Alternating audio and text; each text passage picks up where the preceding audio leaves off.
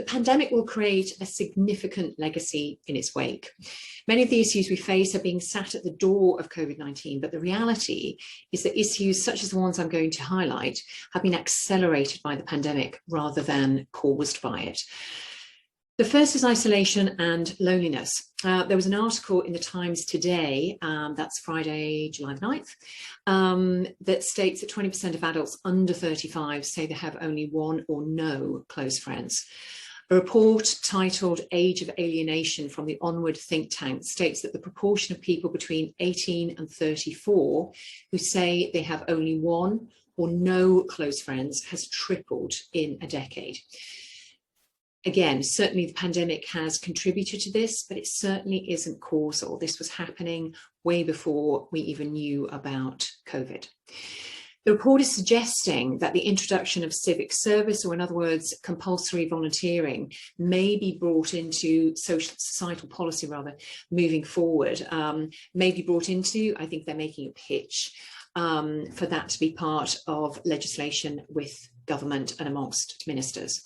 The report also revealed that the share of people that said, generally speaking, most people can be trusted, had fallen twice as fast among young people as older groups in the recent decade.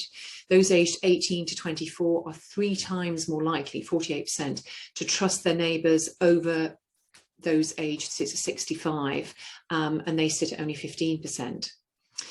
American men in particular, it seems like, are in the grip of what is being dubbed a friendship recession. The percentage of US men with half a dozen close friends has halved from 55% to 27%. Those without any close friends at all has risen, has risen from 3% to 12%, and that's most serious amongst single men. I think it's worth remembering that loneliness is not necessarily about being alone, but rather the feeling that no one cares, or the feeling of not belonging to anything meaningful. Have a read, if you will, of The Lonely Century, A Call to Reconnect by economist Narina Hertz. She defines the loneliness economy in this book, and she talks about all sorts of really fascinating aspects in recent research, such as the attachment to digital services such as Alexa, and that attachment mirroring the same sort of attachment we would feel to another human being. Renting a friend, bigger demand for this than you might think, and it's not a metaphor for anything else. She also writes about some recent research that studied the deletion of Facebook and other social media platforms, in that it makes one feel less lonely. The results were absolutely unambiguous. Search for meaning is another aspect that has risen, and we may recognize it to be true instinctively, but there's also evidence of a renewed research for meaning globally. Roughly 1 in 5 people in Italy and the Netherlands told Pew, that's a pollster platform, that the pandemic had made their countries more religious. That's 1 in 5. In Spain and Canada, 2 in 5 people said family ties had become much stronger. And in Britain, applications to medical school were up 21% last year. And in the US, business creation is at its highest since records began. Mindfulness, breath work, meditation, self-care, all of these things topped the charts in Google searches last year, and indeed at the beginning of this one. And as restrictions continue to diminish, will the appetite for a devil-may-care sort of attitude actually start rebounding? We're human after all, so all of the things that we've missed so much, we may want to, really binge on, and that search for meaning continues. It may recede slightly, but we're seeing a shift in priorities taking center stage.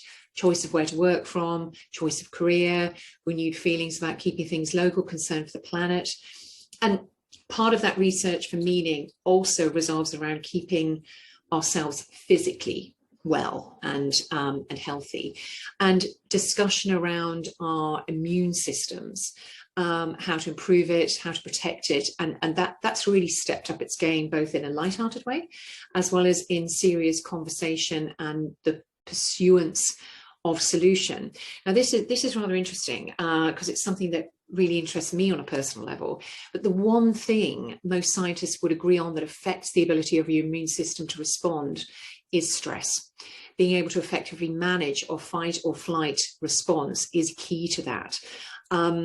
I could mention lots of other things that I certainly turn to in a bid to boost my immune system. So it's very interesting to me to hear so much skepticism from scientists that unite on the aspects of stress relative to the immune system.